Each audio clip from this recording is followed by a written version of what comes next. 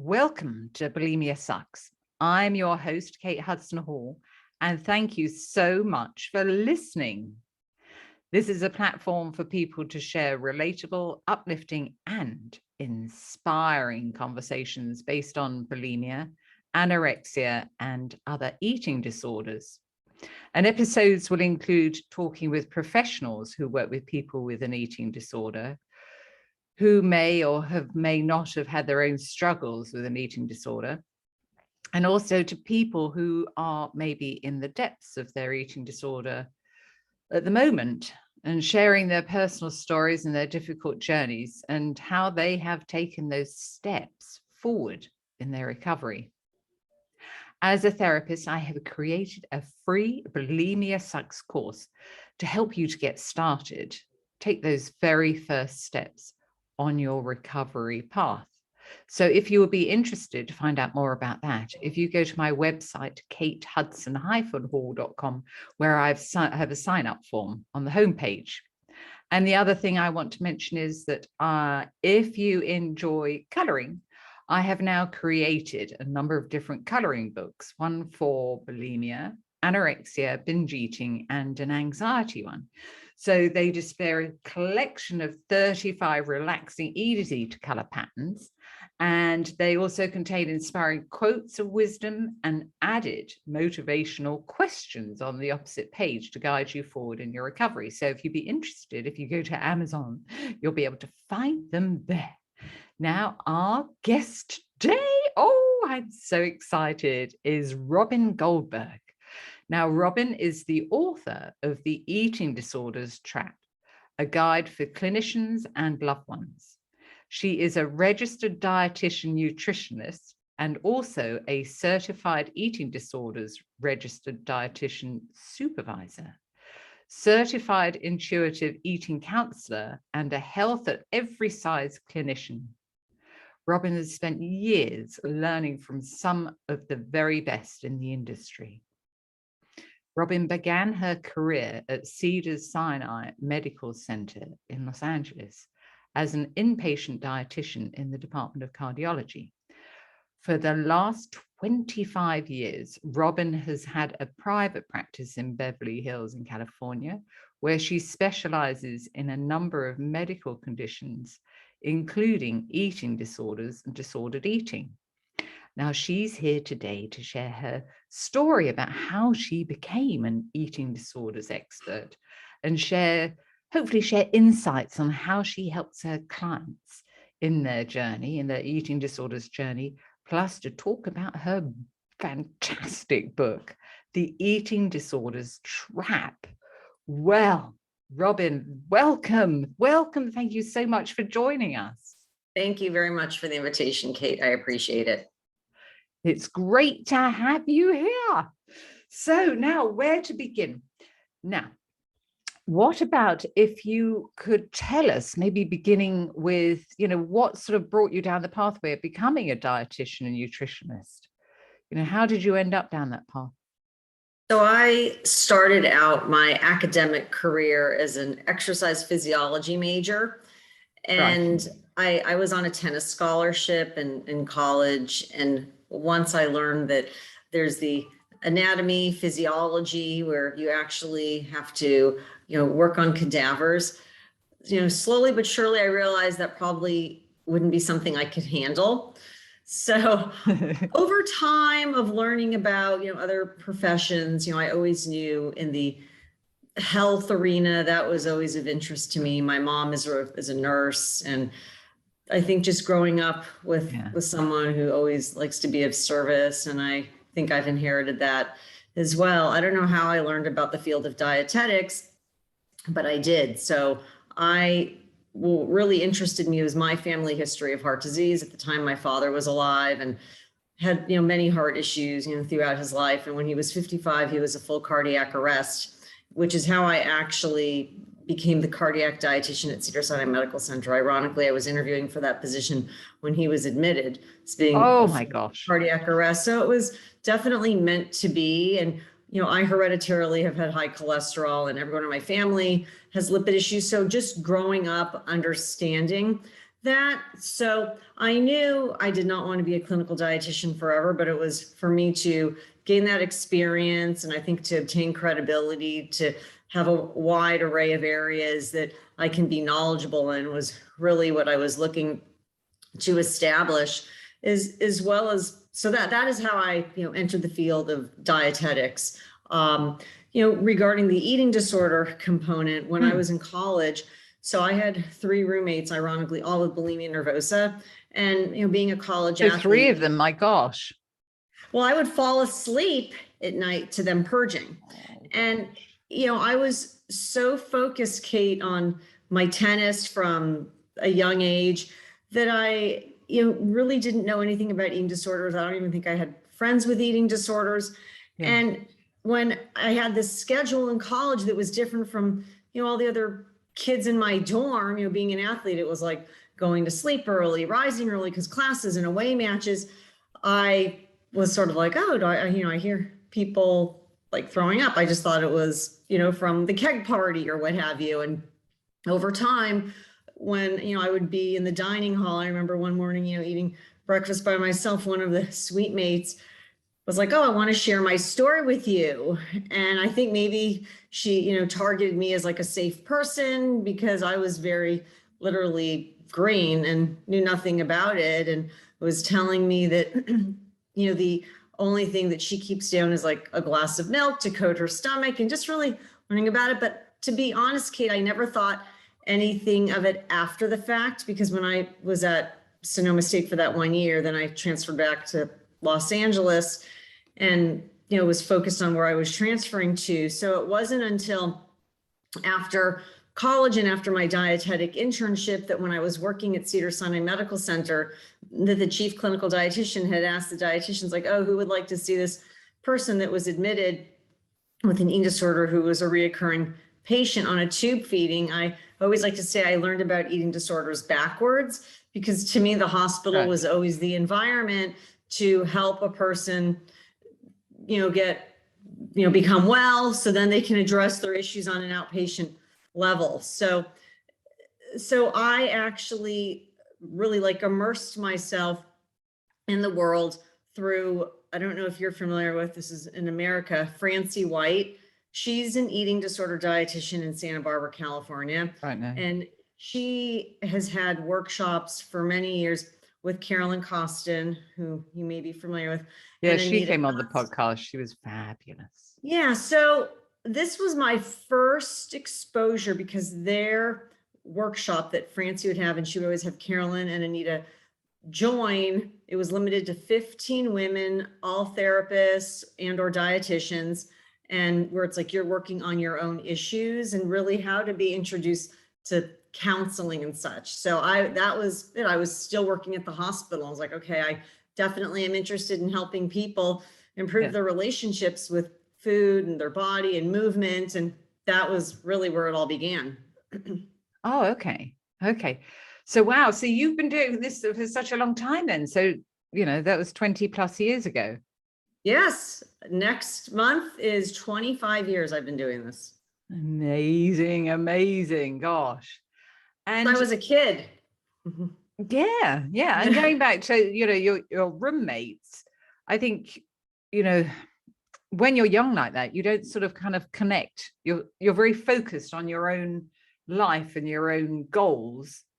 So you don't sort of connect to outside exterior experiences so much. So probably afterwards, that's when you were like, oh, yes. Oh, my God. I think I always, Kate, had this tunnel vision, this one track mind, where the goal was like to get a tennis scholarship. I got the tennis scholarship, and then it was like, well, I wasn't happy at the school where I was going. So I was always very one-dimensional with my horse blinders on. And it just didn't occur to me. And for me, it was always about my athletics, and I grew up in a different time, not to say people didn't, focus on bodies and food, and it's such a different time we live in, but I was always coming from the angle of my tennis. Yeah. And it's a completely different mindset as well, because you would be very athletic and obviously have to eat, have to eat to keep you focused, keep you going, give you the energy. For sure. Yeah. So, okay. So then you started to see your eating, you started to work with people with eating disorders after your training. Yeah, like, I didn't market myself as an eating disorder expert. I think like anyone new starting out, you don't feel fully confident. And it was really like any physician or therapist that referred someone to me, you kind of say yes to any case. And I knew it would require additional training, supervision, et cetera. And so then I went to, I don't know if you're familiar with Jessica Setnick. She's another eating disorder registered dietitian in the United States out of Dallas. And she used to have, it's called the Eating Disorder Boot Camp. And so I went to the first boot camp because they would travel all over the United States. She and Molly Kellogg, who's a dietitian who became an LCSW, a licensed social worker. Yeah. So that was then like the second. And I was like, okay, because then like every dietitian that really wants to become an expert goes to the boot camp. Yeah. And I should say during that time, there was an IOP, an intensive outpatient program that had opened in Los Angeles called the Susan Cravoy Eating Disorder Program at what's called the Wright Institute. It's a low-fee psychotherapy clinic. And I became the dietitian, the nutrition director for the program, and I was there 8 years. So yeah, I really like the way I've immersed myself in the tennis world. I immersed myself in the eating disorder world to learn, because you can read books all day long, but there's nothing like hands-on, practical, tactile experience. Absolutely, because everybody's different, aren't they? So, so you've been doing this for, almost 25 years now. So what kind of patterns have you seen that have changed over the years? Well, what I've seen, the big thing that's changed, because it really wasn't spoken about when I began my career, was health at every size. Using terms like people in larger bodies, people in smaller bodies, all the stigma that is discussed centered around, the terms quote unquote obesity, and these terms that are stigmatizing and really inappropriate to use. I mean, that was not discussed when I started out. I mean, I started my career when the first edition of Intuitive Eating began, and there's been so much regarding politics involvement. Like we hear like, oh, diet culture and white supremacy. Like, never knew that when I started my career. Literally, it's in the last like handful of years. Social justice issues and marginalized voices. And I think maybe because those voices have become louder and louder. And again, when I started my career, there wasn't Instagram and I mean, there was Facebook, but it's, I think, really exploded. I mean, of course, the last 2 years with the pandemic, but in the last decade. So I think, and you see articles in the Wall Street Journal and the New York Times and, body positivity and, radical acceptance. And these were just not topics that were discussed. No. Well, none of it was ever discussed, really. Hardly ever. Way back when. A little bit. I mean, I always felt like, Kate, I was like the black sheep of dietitians, because I knew putting someone on a diet would lead a person to fail. Implementing food rules was not a way to help a person establish freedom and flexibility with food. So I always knew the traditional way, that basically how all dietitians are trained. Now there's programs that have incorporated these other areas we're discussing. I knew that would lead a person to fail in their life and not succeed, as well as get to a place of being recovered from an eating disorder. Right. And so let's talk about, if somebody came to you, say, with anorexia or bulimia, so how would the program work? How would you take them, Well, when you say program, so I don't put people on a program. So so how would you help them? So my approach, so first and foremost, I mean, each person is unique and individualized, so it's not a generic cookie cutter approach. I mean, I was trained by one of the top adolescent medicine eating disorder physicians in the country. And before COVID, when I was seeing everybody, I would always medically evaluate them. And what I mean by that is, I'm taking their blood pressure, lying down, standing, I'm taking their pulse, I'm taking what's called a capillary refill time in their hands. And because again, on the screen, I can't feel someone's temperature of their hands. Their skin color on the screen is not the same as it would be in person, and really being able to see someone like, oh, okay, are the parotid glands, swollen, and all these factors. So, many of the questions I ask are about each person's foundation, about how they approach the food choices they make. Do they deny themselves, or the foods that are trigger foods? What food rules do they have that they practice? And I really ask many questions that formulate how a person approaches food. And, many of the recommendations I make are behavioral and many are food-based, but if each person was naturally an intuitive eater, they wouldn't need me. So I would say many of the people that start out with me require more structure and hand-holding to help them get to that place where they can develop the trust and confidence within themselves. And I think the problem is there's so many confusing messages through diet culture that make a person second guess the choices that they will and will not consume based on, and also too, and this is the reason, one of the reasons I wrote my book is healthcare providers are a big part of the problem, because they're not trained in eating disorders. And there's so much like, well, my doctor told me don't eat this or do this, but it's like, and this is, and I don't know if you remember this, Kate, in my book, and talk about how they, aren't trained in this, and just the stigma. So then either individuals don't go back to the doctor because they feel stigmatized, shamed, they feel like they have failed. And to say, it's like, I always like to say, I like to stay in my lane when I'm working with someone. I am not the doctor, I am not the therapist, I'm the dietitian, but I will say, like, how does it feel when you're eating X, Y, and Z? And this would be something to process on a deeper level when you're working with Kate.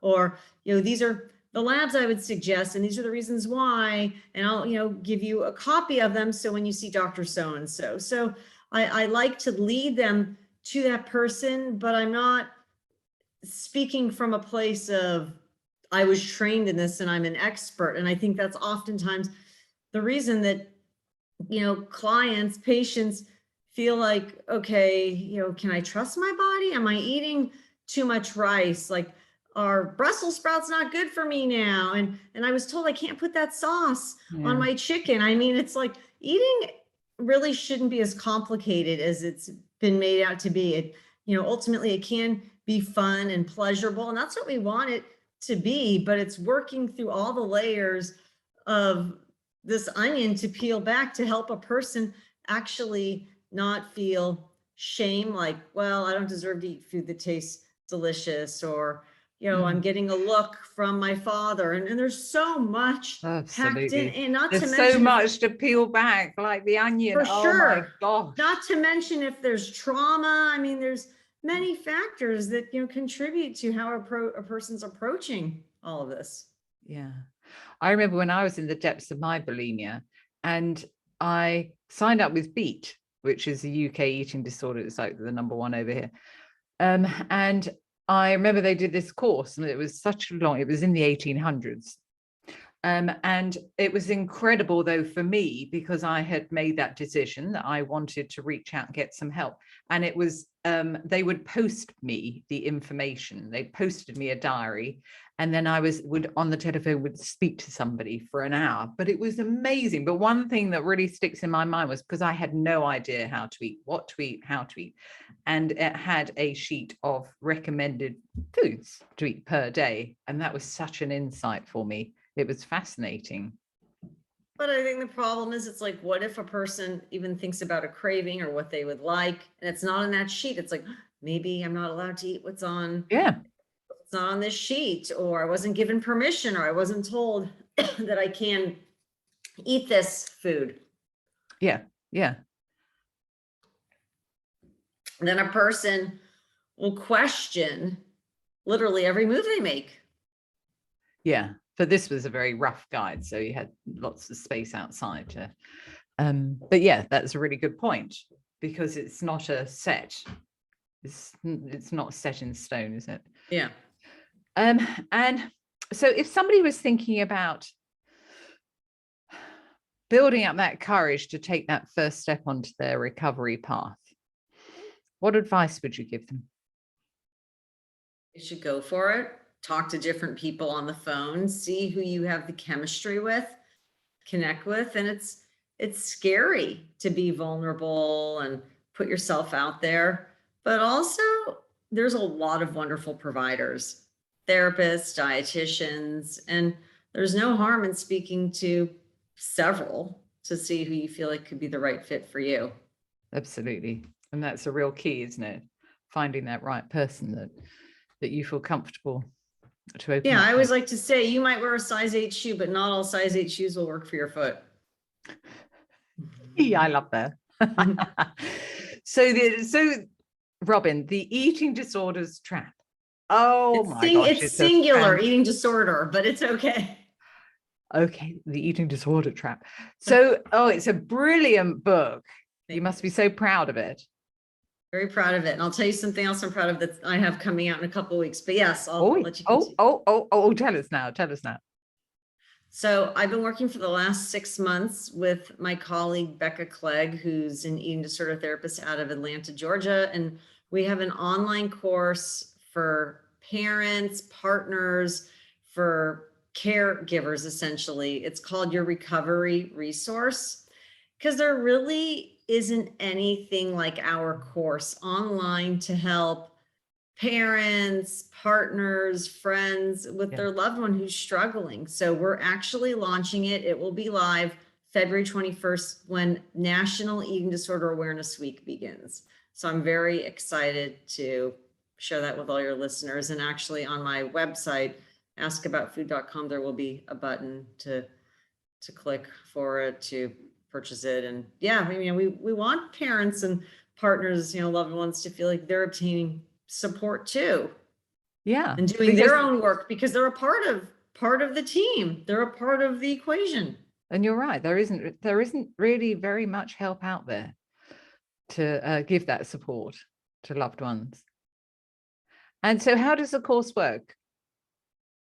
So is it people sign up for the course, and is it online? It is. It's an online course to purchase.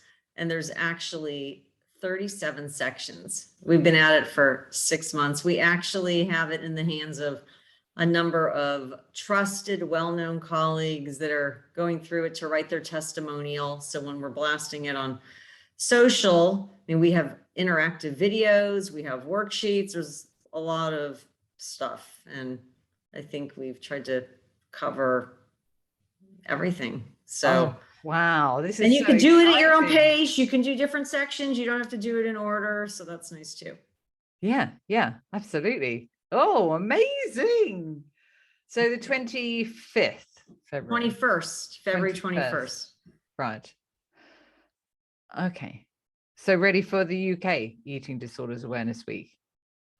Well, I don't know when it is in the UK. I know in America it's February 21st. Right. Okie dokie. It's normally You're starting to ask about my book, but yes, I'm sorry. So so tell us about your book. So my book came out literally the week before COVID. The world shut down, and it was a labor of love for, developing it over 4 years. And I really wanted to write a book, Kate, that anyone could relate to, that you don't have to be a provider, or you don't have to be an eating disorder expert, that you could be a loved one or a coach or religious figure. So really written in a digestible manner. And as many of my colleagues have said, it's kind of like a mini encyclopedia where, I'm touching upon, of course, some of the basic diagnoses, but also how a person can really open their eyes more so. The other thing I just want to say that I feel like makes my book unique is I had a colleague of mine who's transgender go through the manuscript to make sure I had all gender affirming pronouns and terminology incorporated, because I think that's excellent. Really important. I also have, illustrations in it that are non-stigmatizing, that encompass all body shapes and sizes. So before each topic of a chapter, I'll have like a cute illustration, and then I just kind of hit it hard of what that topic might actually be. So oftentimes I'll have clients like, oh, I didn't really understand it, but oh, the picture helped me see what that was about. And again, it's not the one-stop shop, but I really think it's important for all clinicians to read, even if they don't specialize in eating disorders, just for life, like people that could, enter your life, and really to be able to look at how sometimes the statements we make are harmful and not helpful. Yes, absolutely. And so what is, so you've got the course coming out, and then what is in your future? What's your next steps after that? To stop and smell the roses a little more. It's been a very tough, busy 2 years. I mean, with mental health and eating disorders, I'm sure as it is, in the UK, it's just been a volcano that has not stopped. So just trying to create some more time for myself and to be able to enjoy things that, I don't want to enjoy my life at the crack of dawn. I'd like to kind of, take a Friday off. That's what I'm working on getting back to and seeing. So yeah, just trying to, do more things. I think, especially, I mean, with the pandemic and the world being what it is, it's sort of like, oh, okay, I'll work because this isn't available. But also I think it's like, I like to practice what I preach, and being able to model that for clients too. Yeah, absolutely. And it's taking a step back and taking care of you.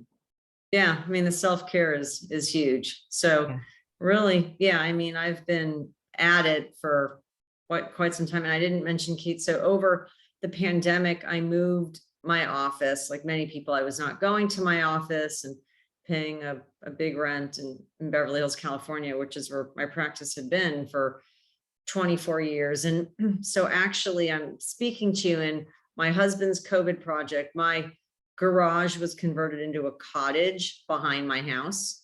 So we dug up our backyard. So I have a restroom in my office to be able to have a restroom that can accommodate someone disabled or in a larger body. And so, so I'm like, okay, cool. I have this awesome cottage office that I'm in now. How exciting. Yes. So I never wanted like the home office, but I feel like if not now, when? I mean, it's kind of like the perfect time in my career to do it. So just excellent. kicking back a little more, trying to carve that for myself.